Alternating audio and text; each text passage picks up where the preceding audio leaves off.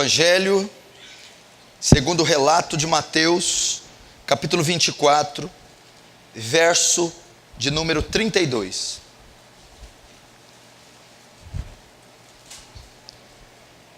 Aprendei, pois, a parábola da figueira, quando já os seus ramos se renovam e as folhas brotam. Sabeis que está próximo o verão. Assim, Jesus é quem está dizendo aqui. Assim também vós, quando virdes todas estas coisas, sabei que está próximo às portas. Em verdade vos digo que não passará essa geração sem que tudo isso aconteça. Passará o céu e a terra, porém as minhas palavras não passarão. Vamos fechar os olhos. Pai Santo e Pai Bendito, eu venho a Ti através do Seu Filho amado, Jesus.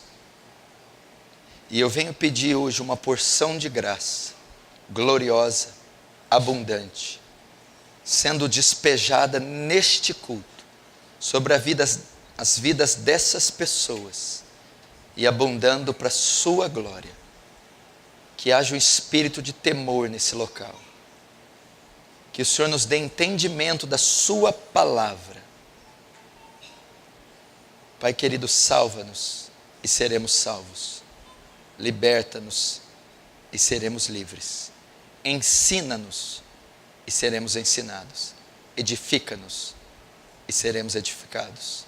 Santifica-nos e seremos santificados.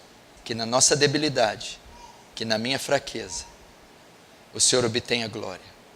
Que o Seu reino avance e a Sua vontade seja feita, em nome de Jesus. Amém. Presta muita atenção no que eu vou dizer aqui essa noite. Como eu tinha dito, nós vamos iniciar hoje uma série sobre evangelismo. A princípio, eu iria fazer classes de evangelismo nos sábados à tarde, para aqueles interessados, para nós começarmos então um projeto de evangelização na cidade de Franca.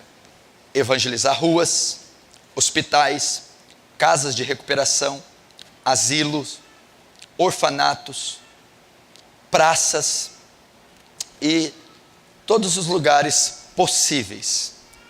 Então, faria essas classes no sábado e chamaria os interessados. Foi então que, ao meditar sobre a tarefa da grande comissão, eu pude ver que na grande comissão que Jesus ordena a evangelização do mundo, Ele não deu o luxo de ter uma classe de interessados e não interessados. A tarefa da grande comissão, da evangelização do mundo, é para toda a igreja, é para todos os cristãos, todas as classes de cristãos, todos os ministérios dentro da igreja. Então essas classes, essa série de evangelismo, será feito no domingo, o culto onde comparece o maior número de pessoas e de irmãos, porque é um dever e uma tarefa de todos nós evangelizar. Marcos 16, 15 e Mateus 28, 18 descrevem a grande comissão. Jesus reúne o seu povo antes de ascender aos céus e os comissiona a ide e pregai o evangelho, a palavra de Deus, a toda criatura da terra. Quem crer e for batizado será salvo, segundo o relato de Marcos. E ensinando todas as nações a guardar todas as coisas, batizando-as em nome do Pai, do Filho e do Espírito Santo, segundo o relato de Mateus. Nisso consiste a grande comissão, que toda a igreja saia às ruas a pregar a mensagem do Evangelho aos perdidos. E você precisa se conscientizar disso. Então essa série foi marcada com a intenção de promover nesta igreja um despertar, um incentivo, uma ordem para evangelizarmos a nossa cidade e até os confins da terra. Então, todos vocês que estão aqui estão debaixo dessa comissão, desse comandamento, dessa ordem dada por Jesus. Se você está aqui hoje, é crente em Jesus e não se interessa por evangelismo, não se interessa por pregar o evangelho, você está em desobediência, está sob pecado. Você está em rebeldia contra Deus. É uma ordem, é um mandamento a todas as classes de cristãos, a evangelização.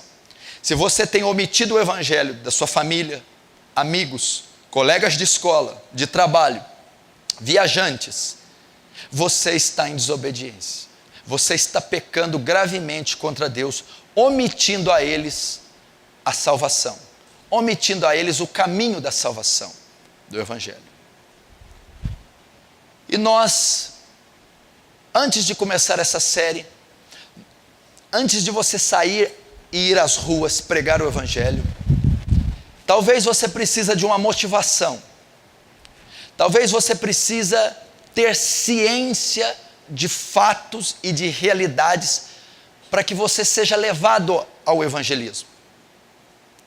O Instituto Moody chegou à conclusão que somente 5% dos cristãos dessa época tiveram a experiência de trazer uma pessoa para Jesus. Significa que 95% dos cristãos de hoje nunca ganharam uma alma para Jesus. Com certeza você está nessa estatística. Só 5% dos cristãos atuais tiveram a experiência de trazer uma alma para Jesus, de salvar um pecador.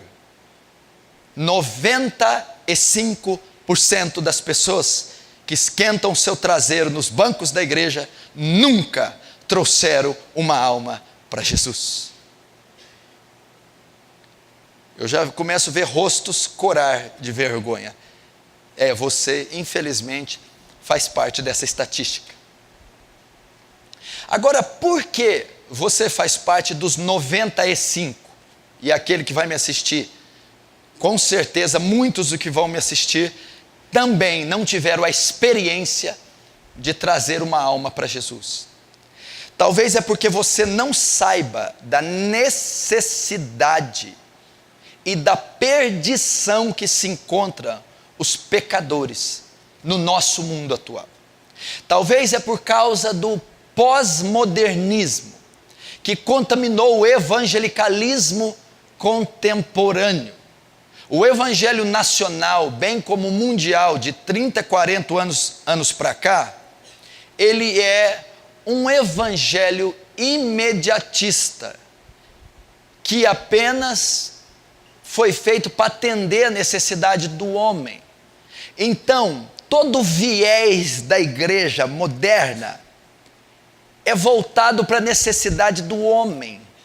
Logo, quando o homem foca a sua fé, o seu credo, o seu evangelho na sua própria necessidade, ele se esquece da necessidade alheia, em todos os aspectos, financeira, física, emocional, e principalmente na necessidade espiritual alheia. Então eu acredito que a maioria dos cristãos atuais não tem interesse pelo evangelismo, porque eles estão focados em usar a fé e o evangelho para atender suas necessidades. Um evangelho egocêntrico. O ego é o centro. E também eu acredito que os cristãos atuais, eles não têm em mente o estado que se encontram as pessoas que estão sem Cristo. Porque eles não têm noção do perigo que a impiedade humana corre sem Jesus. Para você ter uma ideia, existem 2,4 bilhões de pessoas em todo o globo terrestre que nunca ouviram o Evangelho estão completamente perdidas. 2,4 bilhões de pessoas nunca ouviram falar de Jesus, nunca leram a Bíblia, nunca entraram em uma igreja. E se esses 2 bilhões de pessoas morrerem agora, vierem a óbito agora, elas encherão o inferno nesse momento. Pastor, na ignorância do ímpio, ele pode ser salvo? Ezequiel 18 e Ezequiel 37 diz: se eu disser que o pecador vai morrer, tu sabendo disso não adverte, o ímpio morrerá no seu pecado. O ímpio será condenado no seu pecado. Veja só, o ímpio não foi advertido. O Atalaia omitiu a mensagem. Ele não sabia da existência do Evangelho. Ele não sabia da existência de Deus. A Bíblia não diz que ele, na sua ignorância, viverá. Ele morrerá na sua iniquidade. Mas o sangue dele demandarei da sua mão. Então, Jesus está ensinando que aqueles que sem lei pecaram, sem lei serão condenados. Aqueles que sem conhecimento de Deus, do Evangelho, de Jesus, pecarem, serão condenados sem esse conhecimento. O mundo está perdido. Você precisa saber, então, a primeira coisa que você precisa saber para começar a evangelização, para obedecer à ordem da grande comissão, primeira coisa que você precisa aprender é a situação do mundo atual. A situação e o estado que se encontra o ímpio. Presta atenção, Deus, um dos atributos mais proeminentes da natureza de Deus é a justiça. A justiça fala da excelência moral de Deus. Deus é absolutamente justo. Ele teria que deixar de ser Deus se ele não fosse justo. É intrínseco do caráter de Deus ser justo. E a justiça de Deus demanda, ordena que ele condene o pecador, que ele puna o pecador, que ele exerça juízo sobre o pecador. Então a justiça de Deus, a excelência moral de Deus, ordena que ele condene, puna, execute juízo sobre o pecador. Ok? E sobre o pecado. O que é o pecado? Alguns significados. Transgressão da lei. Pecado é quebrar, desobedecer a lei de Deus. Pecado também é iniquidade, o oposto de equidade, justiça, injustiça. E o pecado, a palavra hebraica para o pecado quer dizer desviar-se do alvo. Esse é o sentido original da palavra pecado. Então, aquele que comete iniquidade, transgressão, se desvia do alvo, que é a lei e a vontade de Deus, e ele é punido por Deus por causa do pecado. Ok, quem então pecou? Quem será punido por Deus? Quem será condenado? Quem sofrerá o justo juízo de Deus? A justa ira de Deus? Quem? Quem pecou? E quem pecou? Romanos 3:23 diz: todos pecaram e destituídos da glória de Deus estão. Todos pecaram. A Bíblia diz que não há um homem sequer, nenhum só que não peque. Toda a raça humana pecou. Todo homem nascido de Adão, nascido de mulher, pecou. Todos os povos pecaram. Todas as etnias, todas as raças, todos os continentes, vilarejos, todas as cores pecaram. A raça humana está baixo o pecado. Qual é a consequência para quem pecou? A consequência para quem pecou. Primeira, Ezequiel 18:4. A alma que pecar, essa morrerá. A alma que pecar, essa morrerá. A consequência para o pecador é a morte. A consequência para o pecador é a morte eterna. Qual é a consequência para quem peca? Romanos 6:23. Porque o salário do pecado é a morte. Salário, paga, retribuição. Consequência de quem peca, a morte. Que morte é essa? Romanos 5:12. Portanto, assim como por um só homem entrou o pecado no mundo, e pelo pecado a morte, assim a morte passou a todos os homens, porque todos pecaram. Você notou que todos os textos que eu li, eles usam o termo todos. Deus vai punir o pecador. A justiça ordena que ele condene. Quem pecou? Toda a raça humana, todos os homens. Qual a retribuição? A morte. Que morte é essa? A morte eterna. O lago que arde como enxofre, a saber, a segunda morte. Então, quais as pessoas estão condenadas ao inferno? Quais as pessoas estão fadadas a sofrer a justiça de Deus? Toda a humanidade que está sem Jesus.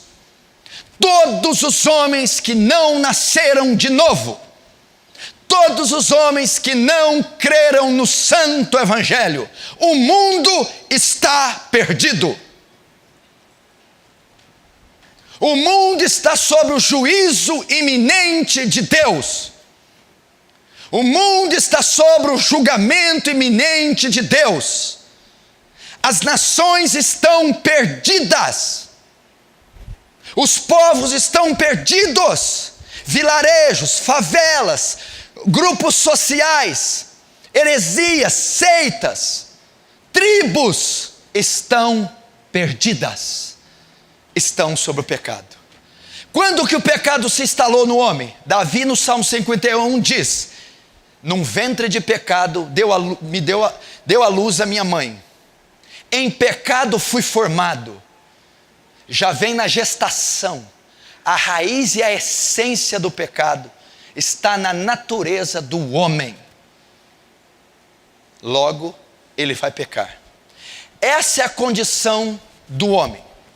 Agora eu trouxe aqui uns dados e umas estatísticas para você saber a condição do globo com relação ao evangelho. Você precisa prestar muita atenção. Eu não quero ninguém conversando aí no fundo. Por favor, eu preciso da sua atenção. É uma aula isso aqui. Somente na Índia existem 360 milhões de deuses.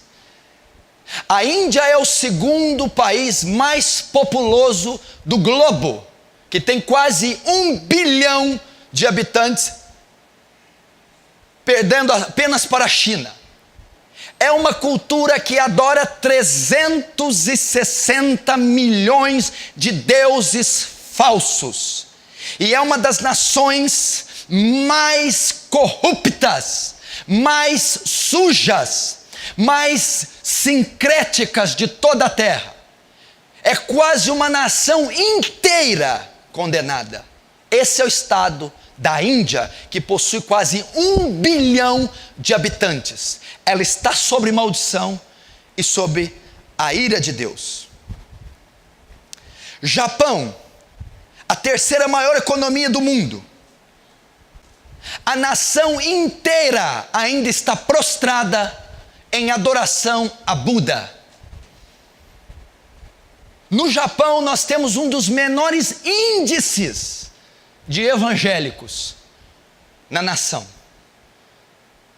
É uma potência mundial oriental que está sobre uma cegueira e sob condenação. Tóquio, uma das cidades mais ricas e mais populosas do mundo, está perdida, está condenada. O continente africano está entregue à feitiçaria e ao ocultismo. As religiões afro dominam, cegam e destroem o continente africano. Das 1.800 línguas faladas na África, a palavra de Deus foi traduzida em apenas 150 línguas.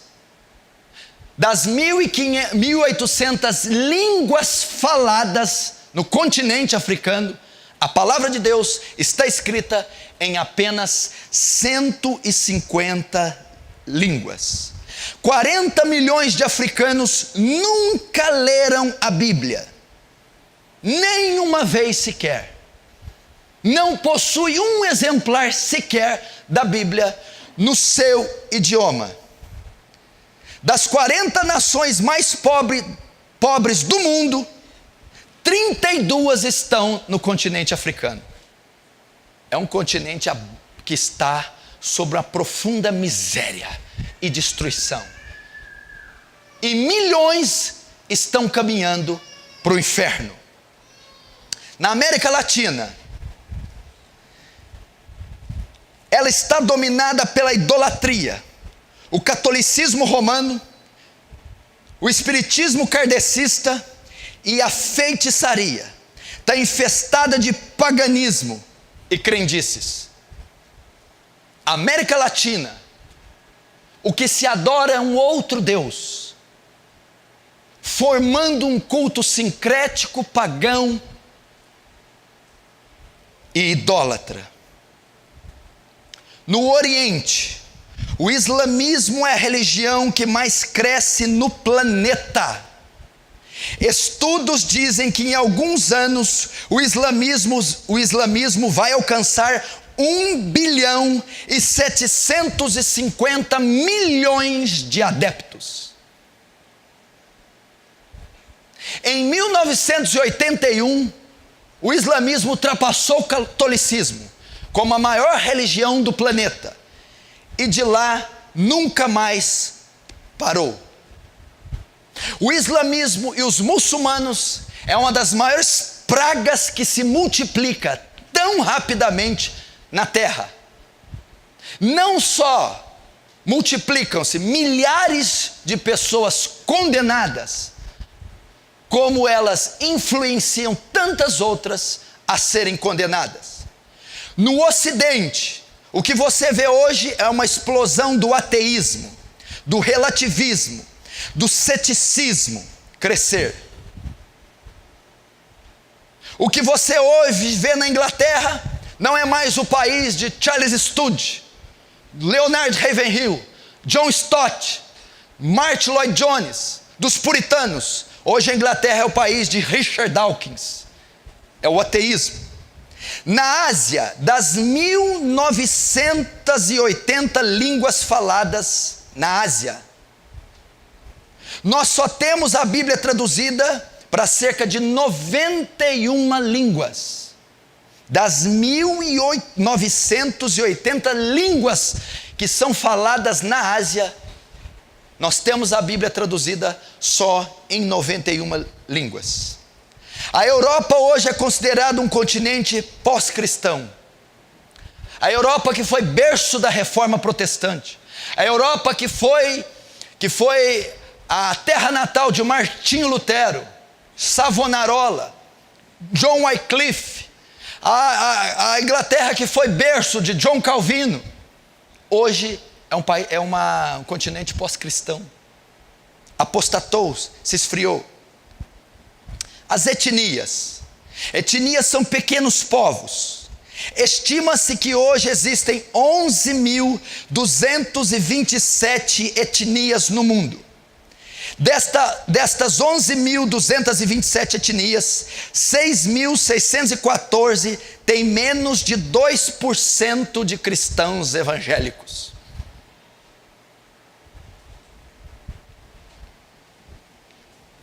Hoje nós temos cerca de 2 bilhões e 400 milhões de pessoas que nunca ouviram o Evangelho, que nunca leram uma página da Sagrada Escritura, que nunca leram um versículo do Santo Livro, que estão em completa miséria e condenação total em todo o globo terrestre.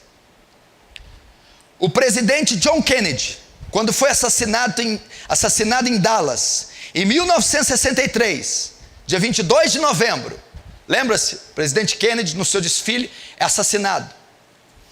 Em 22 de novembro de 1963, em 12 horas, metade do globo terrestre, metade do planeta, foi informado da morte de John Kennedy. Há 2000 anos atrás, o Filho de Deus morreu na cruz, e quase metade da terra ainda não conhece ele.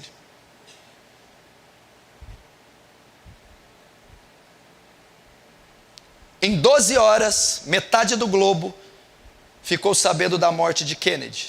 Em 2000 anos, metade do globo ainda não sabe da morte de Jesus.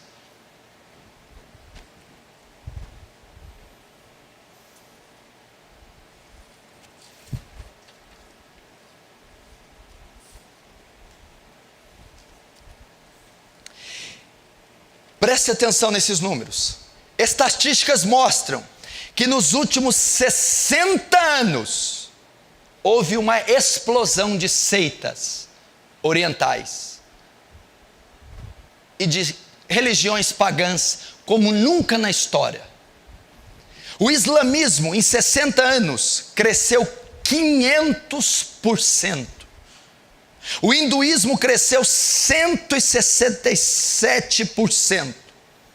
O budismo cresceu 145%. E o cristianismo cresceu apenas 47%.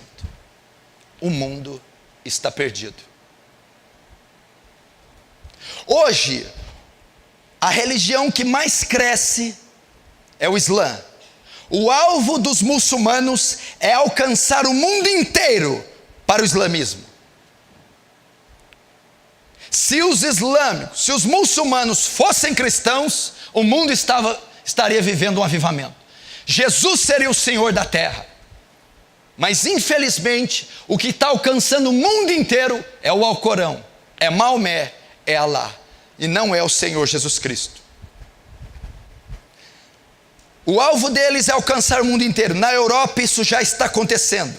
Um dos propósitos do islamismo é transformar a Europa em um continente muçulmano, islâmico. O Sandro esteve lá, o José esteve lá, o pastor Danilo esteve, eu estive. Eles estiveram na França, na Itália, estiveram na Rússia. Você vê uma explosão de muçulmano nos aeroportos, nas capitais das grandes nações. Você vê muçulmanos em todos os lados, fazendo negócio, fechando negócio, tomando a liderança, tomando a égide das nações. Os muçulmanos têm crescido. Hoje o islamismo é a religião predominante de 43 países.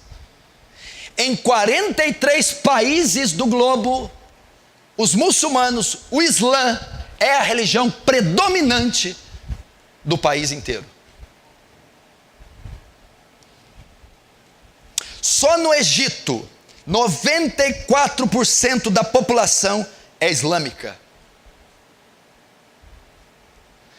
Na Arábia Saudita, quase não se faz menção da existência de uma igreja cristã sequer. Esses países estão completamente perdidos. Na Suécia, na França e na Inglaterra, os muçulmanos já são a segunda maior religião. Países ricos da Europa, influentes. países que já tiveram grandes homens de Deus, hoje os muçulmanos ocupam o segundo lugar. Na Alemanha existem mais de 2 milhões de muçulmanos, berço da Reforma, país de Lutero. Os muçulmanos estão invadindo a Europa. Nas Ilhas Britânicas existem mais de 1 milhão de muçulmanos, mais de 1.200 mesquitas e 5.000 escolas muçulmanas, só nas Ilhas Britânicas. Dos crentes convertidos na Inglaterra, só 4% frequentam os cultos. A Inglaterra, que foi o país de Richard Baxter, Joe Owen, país de Hudson Taylor, país de William Carey, país de Martyn Lloyd Jones, de Morgan Campbell, país que foi berço de avivamentos. Hoje as igrejas estão sendo fechadas e estão sendo abertos bares, clubes e mesquitas. Os muçulmanos estão dominando. Na antiga Iugoslávia foram construídas mais de 600 mesquitas depois da Segunda Guerra Mundial. O Islã é uma praga que está alastrando com tanta força no globo e nós não temos sequer uma pista disso. A força dos muçulmanos é violentíssima. A consagração, a doação, a entrega que eles têm ao seu Deus, à sua fé, coloca o cristianismo contemporâneo no chinelo. É como se eles avançassem num avião supersônico e nós fôssemos de charrete, no que diz respeito ao evangelismo. A Holanda, a famosa Holanda dos reformadores holandeses, onde aconteceu o concílio de Dort, na cidade de Dortmund, hoje está cheia de prostituição na praça, drogas liberadas. E o dinheiro que se arrecada, em termos religiosos, se arrecada para a construção de mesquitas. Na Holanda, a construção de mesquitas, o crescimento muçulmano está a todo vapor. Não se vê missionários na Holanda, não se vê evangelismo, não se vê avivamento na Holanda, mas se vê uma explosão muçulmana dominando a Holanda. Nos Estados Unidos da América existem mais de 3 milhões de muçulmanos. Escute esse dado e não tire da sua cabeça nunca mais. O islamismo investe mais dinheiro só na América do que toda a igreja investe em missões no mundo inteiro. Os muçulmanos investem na América mais dinheiro que toda a igreja investe em missões em todo o mundo. Já disseram um tempo atrás que o americano gasta mais com goma de mascar, chiclete, do que com missões. Isso é verdade. Fazendo dos muçulmanos uma das maiores pragas contra o cristianismo já vista. Você já imaginou nós termos 2 bilhões de muçulmanos na terra? Você já imaginou o trono de Deus ser empurrado para ser adorado a Alá, Maomé? Não seria um dos braços do anticristo? Não seria a Babilônia do Apocalipse? Não seria o retorno de Nabucodonosor, dos caldeus? Não seria o cenário para a volta de Jesus?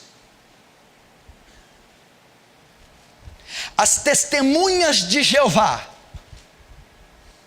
uma das seitas mais abomináveis do mundo, uma das maiores heresias que já se manifestou. Eles negam a divindade de Cristo, a divindade do Espírito Santo. Eles fazem a confusão com os 14 mil de 144 mil do Apocalipse. É uma blasfêmia. Eles possuem a maior gráfica e o maior equipamento e mais sofisticado de impressão religiosa do mundo. Depois da Segunda Guerra, a igreja foi acusada de ensinar leitura para as pessoas. Mas não era a igreja que estava ensinando, eram as testemunhas de Jeová. Nenhuma outra religião publica livros, revistas, notas, artigos e jornais em todo o mundo como as testemunhas de Jeová.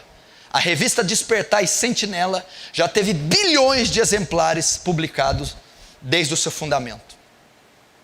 É uma das seitas que mais se alastra no mundo. É uma das seitas que mais cresce no mundo e leva milhares e milhões ao engano. É um dos melhores métodos de evangelismo que existe no mundo. Todas as bases das testemunhas de Jeová têm os mapas da cidade, e eles vão em todas as ruas e todas as casas da cidade inteira, de porta em porta, sendo mordido por cachorros, sendo espancados, sendo feridos com água fervente, mas eles não desistem. Testemunhas de Jeová. Mormons, os santos dos últimos dias, a igreja dos santos dos últimos dias, é uma das seitas mais milionárias do mundo. Nos últimos 6 anos, os mormons cresceram 460%.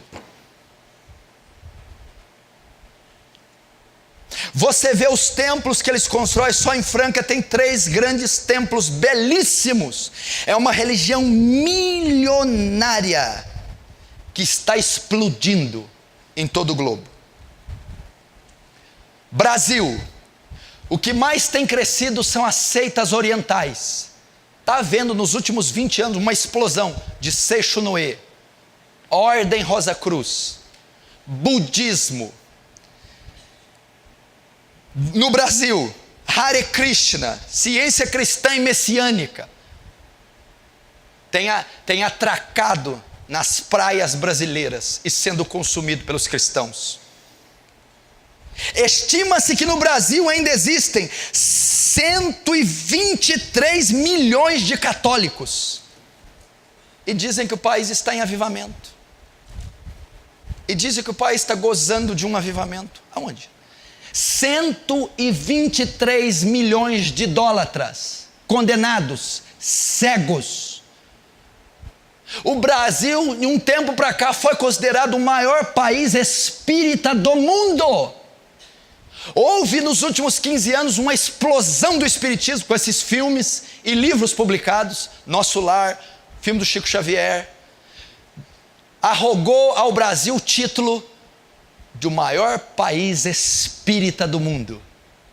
Franca foi um tempo considerada a cidade que você mora, em termos de proporção, a maior cidade espírita do Brasil. Proporcionalmente.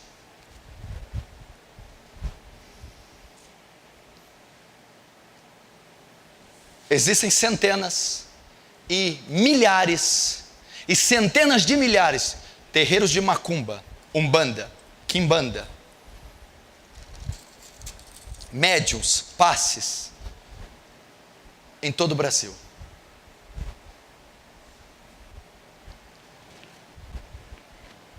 Esse é o estado do mundo. Esse é o estado do homem moderno. Ele está abaixo maldição. Ele está perdido. Vejam as estatísticas.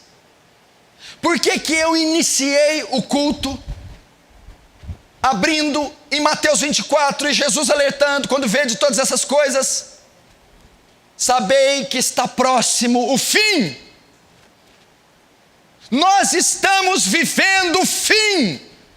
Todas as profecias até o exato momento já foram cumpridas. O retorno de Jesus está muito mais próximo do que você pode imaginar. Jesus está às portas. Jesus vem sem demora. Jesus vem buscar a sua igreja. Jesus vem despejar os juízos dele sobre a terra.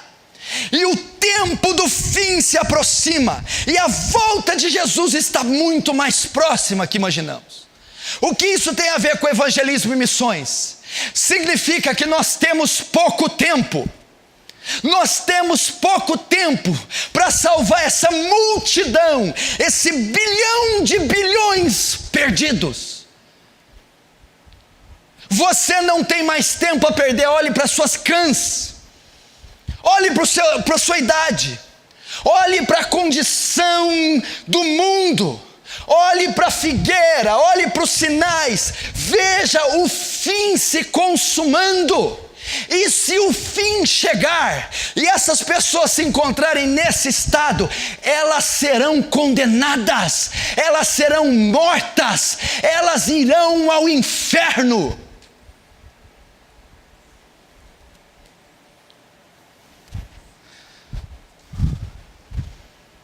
E só tem uma maneira dessas pessoas serem salvas, só tem uma maneira de tirá-las da escuridão.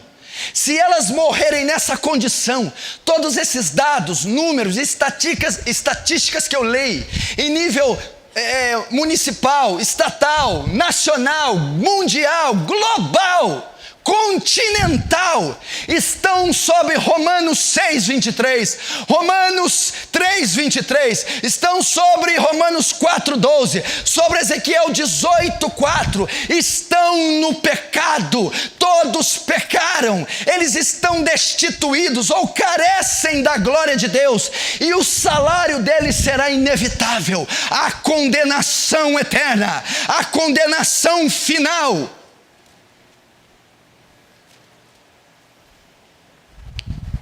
Pastor, no que implica essas pessoas morrerem como elas estão? Para onde elas vão?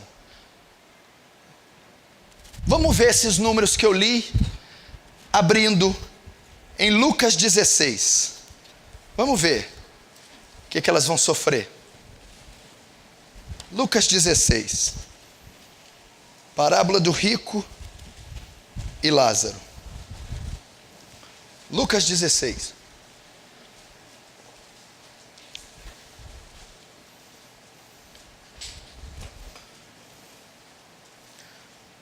Lucas 16, verso 22. Aconteceu morrer o mendigo e ser levado pelos anjos para o seio de Abraão. Morreu também o rico e foi sepultado no inferno. Estando em tormentos, levantou os olhos e viu ao longe Abraão e Lázaro no seu seio.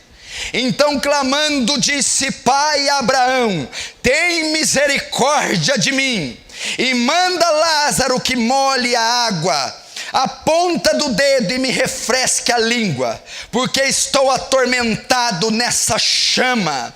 Disse, porém, Abraão: Filho, lembra-te de que recebeste os teus bens em vida, e Lázaro igualmente males. Agora, porém, aqui ele está consolado, tu em tormentos, e além de tudo, está posto um grande abismo entre nós e vós, de sorte que os que querem passar daqui para vós outros não podem, nem os de lá passar para nós.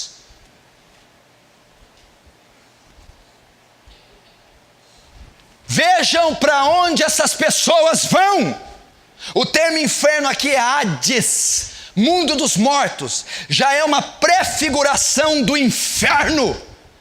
Se essas pessoas morrerem no estado que elas estão, elas se juntarão este rico da parábola. Elas sofrerão, primeiro a Bíblia diz, tormentos, não só um tormento, mas tormentos. A pessoa que for condenada sofrerá tormentos, sofrerá aflições, sofrerá males, como disse Abraão no texto. Essas pessoas não estão fadadas a ficar numa sala escura apenas, não estão fadadas a serem divididas de outros espíritos de luz. Essas pessoas estão fadadas ao sofrimento eterno, a males eternos, à punição eterna, ao castigo eterno. Segundo, quando ele roga a Abraão, Abraão diz para ele: lembra-te. a memória não vai ser tirada.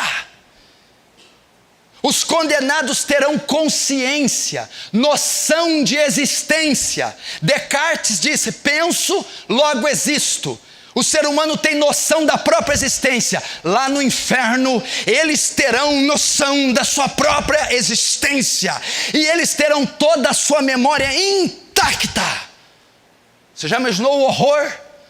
Longe dos entes queridos, tendo em mente os pecados, a desobediência, as oportunidades que rejeitou do Evangelho, pois essa multidão de bilhões, se for condenadas, sofrerá suplício, castigo, a ira de Deus, tormentos eternos, e a sua consciência não será tirada. O que mais?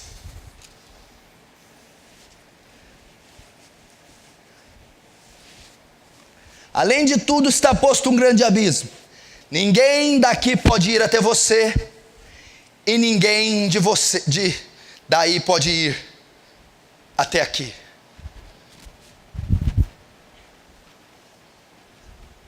Sabe quanto é o tempo do castigo? Uma eternidade. Manda Lázaro vir aqui, ele não pode ir aí e você não pode sair daqui.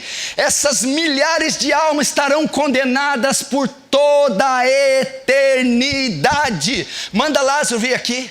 Você não pode receber visitas no inferno. Essa multidão de ímpios jamais verá sua mãe de novo, os seus filhos, os seus pais, jamais verá um anjo, jamais verá a presença santa de Deus, jamais será visitado por um santo, jamais será evangelizado, nunca mais verá a face de um santo.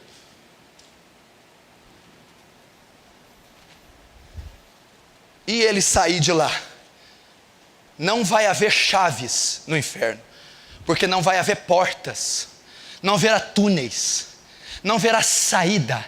É uma dimensão. Quem se lembra do filme da década de 70, Superman 1, 2 e 3? Superman 2, aqueles 3 inimigos ficavam presos na prisão fantasma. O inferno é mais ou menos aquilo, é uma outra dimensão. Não é alguns quilômetros do Brasil que dá para você sair correndo. É uma dimensão que não existe saída nem entrada. É um vácuo feito para castigar os pecadores.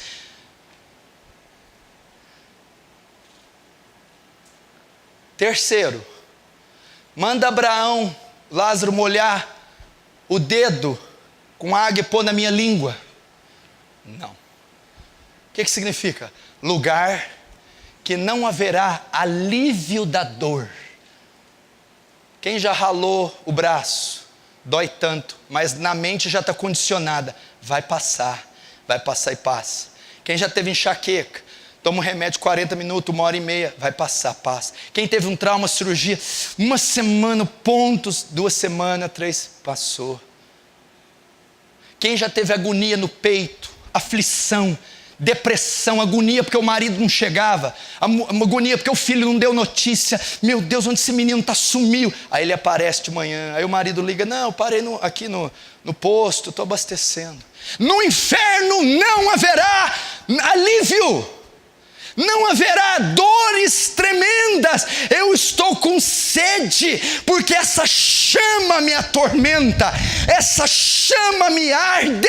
Alivia minha dor, Abraão. Não haverá alívio de dor no inferno, não haverá alívio do tormento no inferno. Não haverá remédio, medicação, regeneração da carne putrefada. Não haverá alívio no inferno. Ele diz, tem misericórdia, pai Abraão. A Bíblia diz assim, Mauri, o juízo de Deus é sem misericórdia. Não existe misericórdia no inferno. Ela foi cessada. O trono de misericórdia é agora. Hebreus diz: entrai confiadamente junto ao trono da graça, para que possa alcançar misericórdia e achar graça. Hoje o trono é de misericórdia e graça. Neste tempo, o trono é o trono de julgamento. Não há misericórdia no inferno. Tudo isso vai acontecer se esses pecadores continuarem no estado que eles estão. Nações inteiras vão ao inferno. Pastor, como é que você diz isso? Ai de ti, Corazim, ai de ti, Betsaida, se em Tiro e Sidom tivessem feito os milagres que aqui se fez, há muito teriam se arrependido como pano de saco e cinza. E tu, Cafarnaum, a tua soberba te eleva até os céus, mas tu serás abatida até os infernos. Cidades inteiras, povos inteiros, religiões e seitas inteiras engolidas pelo inferno. É o estado deles. Talvez dentro dessa estatística entra teu marido, entra teu esposo, entra tua esposa, entra seus pais, entra seus vizinhos, entra seus filhos, entre os colegas de trabalho, os colegas de escola, os reitores, os professores, os clientes. Eles estão dentro dessas estatísticas, baixo a maldição terrível. Só uma chance para eles. Só uma chance para eles serem salvos. Só um meio desses povos serem salvos. Jesus, sabendo disso, organiza a grande comissão. Ele chama a igreja dele. Ele chama os que não estão sob a ira mais. Ele chama os remidos e dizem para eles: vão até essas nações, até esses povos, esses continentes, essas etnias, essas seitas, essas religiões, e preguem o meu santo evangelho. A única maneira desses povos serem salvos é o evangelho de Jesus, é o santo evangelho, a boa notícia que um justo Deus deu o seu filho para morrer na cruz pelos muçulmanos, kardecistas, católicos, budistas, orientais, ateus, e só crendo no Filho de Deus eles poderão ser salvos. Agora vai a pergunta: como crerão de quem não ouviram? E como ouvirão se não há quem pregue? E como pregarão se não forem enviados? Só tem uma maneira dessa multidão ser salva: é através do evangelho. O evangelho não é conforto para você não, filho. O evangelho não veio dar carro e casa não. O evangelho não é uma igreja para ter um ambiente, sair com paz. O evangelho é para resgatar essa multidão. O evangelho é para tirar ela das crendices, do engano, do pecado. Só o santo evangelho. Agora, como que o evangelho chega até elas? Através de você. A grande comissão não consistiu em Deus enviar anjos. A grande comissão não consistiu em Deus enviar arcanjos. A grande comissão não consistiu em enviar querubins. A grande comissão não consistiu em Deus enviar serafins. Ele não incumbiu a missão de levar o evangelho. Ele não deu ordem à tarefa da grande comissão a outra criatura, a outro povo no universo, a não ser a sua santa igreja. É a igreja de Cristo que foi dada a tarefa da evangelização mundial. Portanto, a partir de hoje, saiam dessas portas, ide e pregai o evangelho a toda criatura da terra.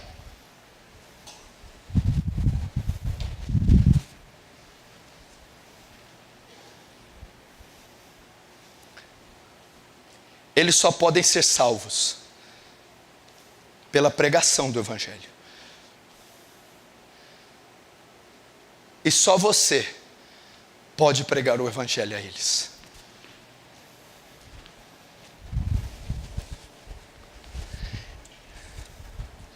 Eu vou encerrar com isso aqui, porque eu vou discorrer isso em outros cultos.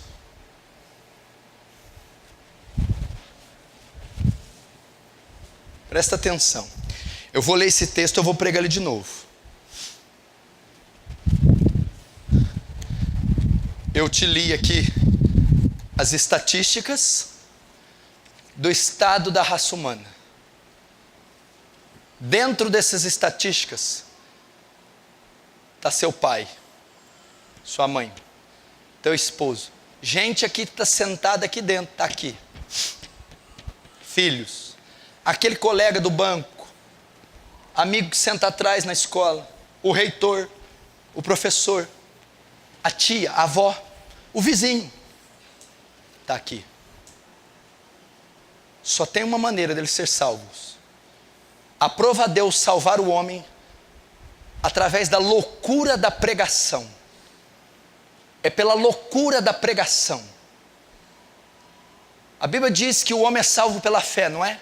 Pela graça sois salvos, por meio da fé. Isso não vem de vós, é dom de Deus. Não vem por obras, para que ninguém se glorie. Quando alguém crê, é salvo. E como ele crê? O que produz fé? Romanos 10, 17. Porque a fé vem, ela é produzida pelo ouvir, e o ouvir da palavra. Para que essa multidão seja salva, ela tem que crer. Para ela crer, ela tem que ouvir o Evangelho. Para ela ouvir o Evangelho, você tem que ir até ela e pregar o Evangelho. Você tem que ir até o seu marido e pregar o Evangelho. Você tem que ir até sua esposa e pregar o Evangelho. Você tem que ir a seus filhos e pregar o Evangelho. Você tem que ir até os seus pais e pregar o Evangelho. Você tem que ir na repartição que você trabalha e pregar o Evangelho. Nos seus clientes e pregar o Evangelho. Tem que ir nos seus professores e pregar o Evangelho. Até os alunos e pregar o Evangelho. Até sua cidade natal e pregar o Evangelho. Você tem que pregar o santo Evangelho. Assim elas ouvirão, assim elas crerão e assim elas serão justificadas, salvas, com a pregação do Evangelho. Igreja,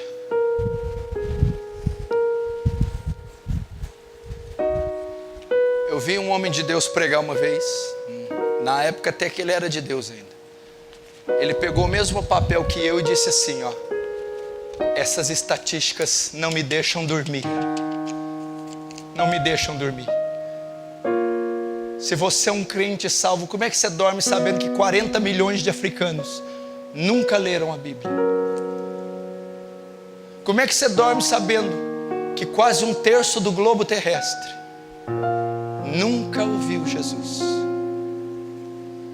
Como é que você dorme sabendo que seu marido pode ter um infarto hoje para o inferno? Que o seu pai pode ser achado num terreno baldio, morto, condenado? Como que você dorme? Se isso aqui não mexer com você, eu não sei o que vai mexer. Você já imaginou se a sua mãe for para o inferno? Você já imaginou se o seu marido, se o seu filho? Quem tem filho ímpio aqui, levanta a mão. Vou levantar.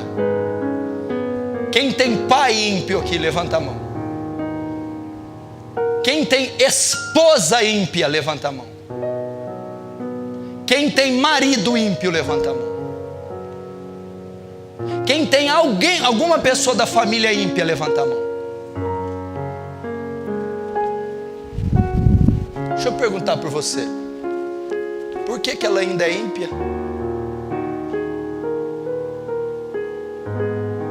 Por que ela ainda é ímpia? Qual que é o seu papel aí nessa família? Você já imaginou se o seu pai vinha a óbito essa noite? Você já imaginou se a sua esposa vir? Se o seu marido vir? Se os seus filhos? Você já imaginou você no velório dele, vendo o corpo dele inerte, morto? você dizer: eu não consegui. Você foi condenado. Quando você vê aquele corpo inerte, cheirando aquelas flores, morto num bar, morto num carro capotado, bêbado, morto no motel, morto na droga, morto no vício, e você vai dizer: morreu, se foi, acabou, e agora aqui jaz o corpo. Onde está a alma? No Sheol. Aí sabe o que é interessante? Você vai viver alguns anos ainda. Ele morre hoje, ele vai estar no inferno hoje. Amanhã você acorda, ele vai estar no inferno amanhã, mais baixo. Daqui uma semana, ele está lá no inferno ainda. Daqui 5 meses, ele vai estar no inferno. Quando sua filha fizer 8 anos, ele vai estar no inferno. Daqui 15, quando ela estiver entrando na faculdade, ele vai estar no inferno ainda. Como é que você vai conviver sabendo que teu pai está no inferno? Como é que você vai subir para pregar aqui, sabendo: enquanto eu prego, meu pai arde nas chamas do inferno? Como é que você vai evangelizar sabendo: a minha mãe está queimando no inferno hoje, e daqui 15 anos ela estará queimando, daqui 60 ela estará? Como é que você consegue chegar num domingo, cortar um bife e comer sabendo: enquanto eu corto esse bife, a minha mãe, o meu pai está no inferno agora, sofrendo, e ele não pode sair lá mais? Por que eu não preguei? Por que eu não chorei? Por que eu não jejuei mais? Como é que você consegue ir num shopping? Estou aqui no shopping, mas a minha mãe está no inferno. Ela está lá agora. Ela está lá agora. Eu não orei. Eu não chorei por ela. Eu não preguei. Eu não paguei o preço. Ela está lá.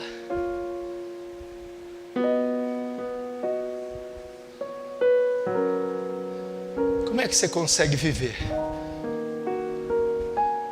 Imagina eu como pastor, se souber que a minha mãe foi para o inferno. Como é que eu toco a minha igreja? Como? Todo dia que eu subir para pregar, eu vou saber: ela está lá. Quando eu estiver preparando o sermão, ela está lá e eu não posso tirar ela de lá mais. Quando eu for passear no shopping com meu filho, ela está lá no inferno. Ela está lá agora, nesse exato momento, e nunca mais vai sair de lá. Nunca mais. Daqui 15 anos ela ainda estará. Daqui 25 ainda estará. Quando eu estiver velho, aposentado, também estará.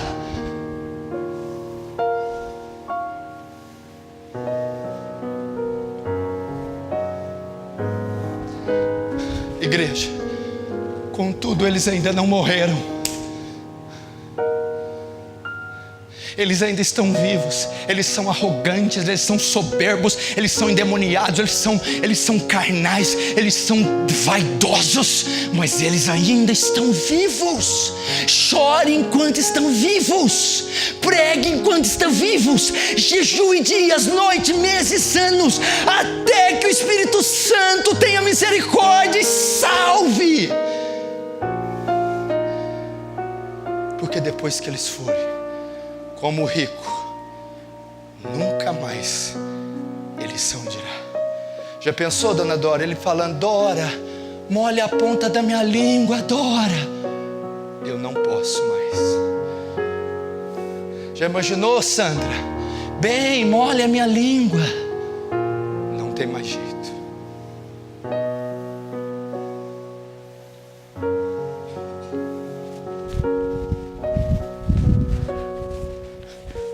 Pois eu te digo, se você não pregar, vai acontecer isso.